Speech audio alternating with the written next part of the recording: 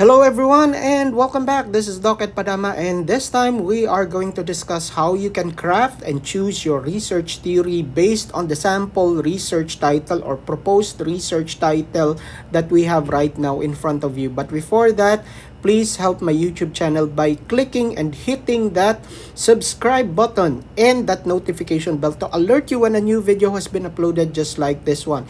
And if you have already subscribed, click that like button for this particular video. And towards the end of the video presentation, there will be suggested videos and recommended videos that you can use in writing and crafting chapters 1 to 5 of your research paper until the videos that will coach you, advise you, and give you tips on how you can prepare for your defense. So let's start. Now, in crafting your research theory, you start by identifying a problem or an issue that you want to investigate. In this case, I would like to, based on this proposed research title, identify the level of cognitive development in terms of specific stages. What particular stage in terms of cognitive development do these respondents have? Okay? For basic education students. Okay, so these variables, basic education students specifically, and the school or the name of the school can be changed based on your preference. So if you do not want to use basic education student, you can recycle this title and you can use specific level like kindergarten, or specific grade level like grade 1 students of then the name of the school. Again, you can recycle this title by just simply changing the variables that I have presented, but basically the aim in the direction of this particular research title is to identify the level of cognitive development of this particular respondents in this specific school. Okay, so why do I need to provide findings for this particular study? So this can be a basis for a plan, an intervention in the form of a program or a plan in order to enhance the specific level or stage identified from the findings of the study. Okay, so basically in a nutshell, we have already provided the rationale of the study and why we are conducting this study. Okay, now, how do we choose a theory? Again, number one, the main characteristics that I want to use when identifying a theory, I just simplified it into two. Characteristics of your theory should be the following. Characteristics. Okay, number one, your theory should be relevant to the study being conducted. So that is very basic and fundamental in choosing a theory. So make sure that you read the content relevant in terms of idea. If it has specific domains included that is being investigated or presented in the theory, then better. And if it has these different stages or processes, if it includes a concept, then make sure that all of these areas and elements are relevant to the study that you are conducting. So that is in relation with the first characteristic, which is relevance. Number two, the second is that it should help you interpret. It should help interpret the result of your study. The result or of the study. Okay? So basically, again, these two I have identified and presented to you are the most critical part in choosing your research theory. Okay, it should be relevant, and the second one, it should help interpret the result of your study. So, what particular theory should you use? Now, get the key terms in the variable that you are using. In this case, the key term is cognitive development. Cognitive development. You want to identify the cognitive development in terms of learning. When you use the term cognitive, the stage of learning of a particular age level of learners. So in relation to this, I have already searched for a theory that is perfect for this particular research title. And this is what we call the theory of cognitive development by Piaget. So according to the theory of Piaget, there are four stages of cognitive development: sensory motor, pre-operational motor, concrete operational, and formal operational. You have to present the idea behind this particular theory. So, according to Jean Piaget's theory of cognitive development, this suggests that children move through four stages of mental development. So, these are the four stages. His theory focuses not only on understanding how children acquire knowledge, but also on understanding the nature of intelligence. So these stages have their particular age. Supposed to be at this particular age, children have already developed these particular stages. So again, you have to be familiar with the theory that you are using or you will use for your study. So I am presenting to you the idea so that if ever later we will be able to identify if this is relevant to what we would like to accomplish in our research by presenting the specific problem. So in sensory motor stage, this is from birth to 2 years old. Okay, so this is the age range of the following levels. Okay, and then pre-operational stage is from 2 years old to 7 years old. And then concrete operational is from 7 to 11 years old. Formal operational stage is 12 years old and up. Okay, so in a particular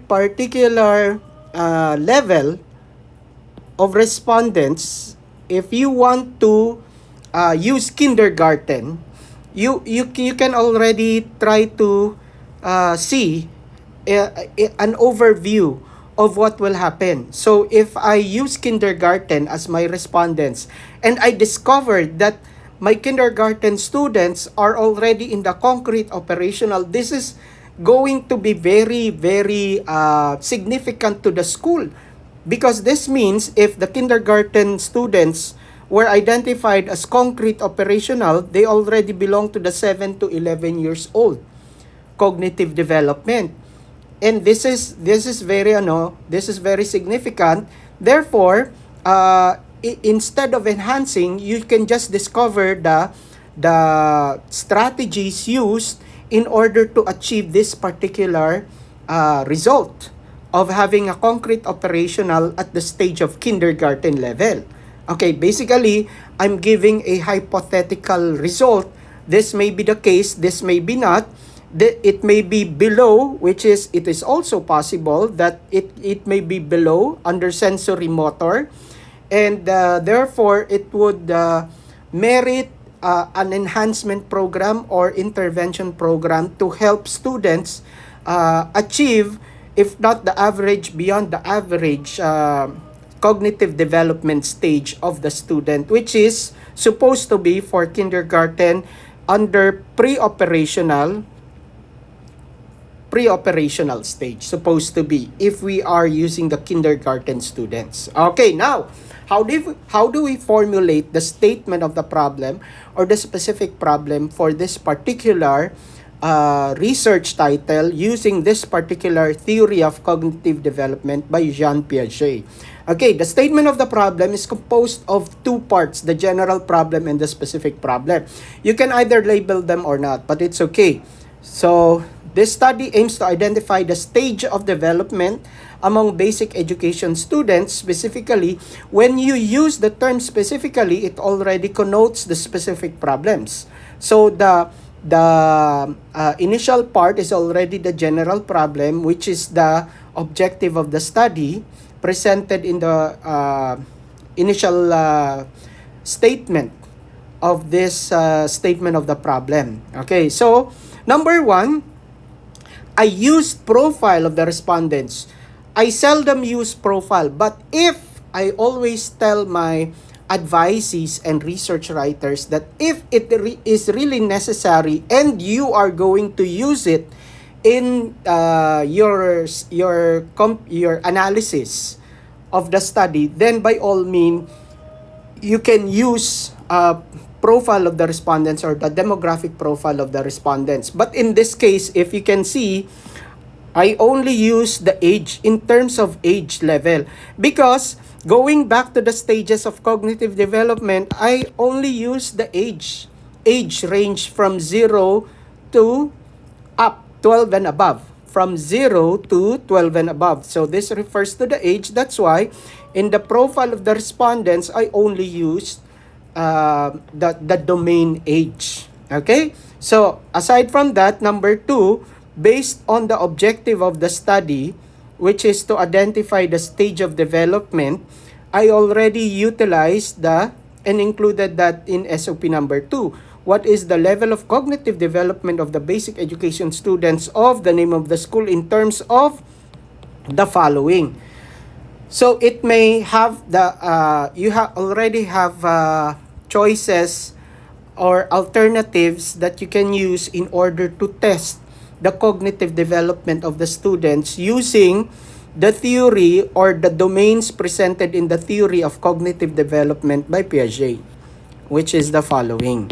And these are reflected in your statement of the problem number 2. That is the role of your theory or the concept that you are using. In this case, the theory is reflected in the statement of the problem, and eventually it will try to prove or disprove. It's either we accept or reject, or this will also be the basis of the interpretation of the results that we will be using when we have already analyzed the data from the study that we are conducting. So that is SOP number 2.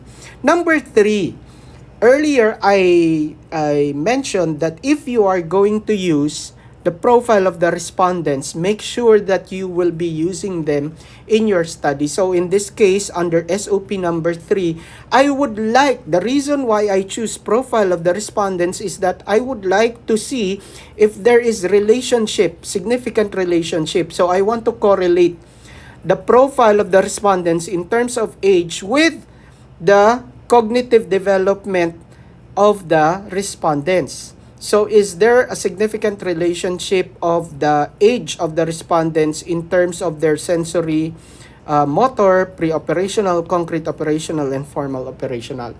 Okay? So I already used profile of the respondents in this particular statement of the problem. So again, if you used demographic profile and it was not utilized in the other parts of your statement of the problem, then you will be questioned by your panel why you gathered that particular information in your study. Okay, number 4, since we mentioned earlier that this will be a basis of enhancing or producing interventions, program, or plan, it is included, or it was included and reflected in statement number 4, which is what intervention, program, or plan you can either choose from the 3 can be crafted based on the findings of the study. So basically, this is the statement of the problem for this particular title, wherein we use this particular or specific theory. So I hope you can already see the relevance between the research title and the theory. The research title, its relevance to the theory, and from this, the relevance and the role of the theory in the statement of the problem. So this is the role, the characteristic of the theory that you should use when crafting your research paper, whether it be related to your title or to the SOP.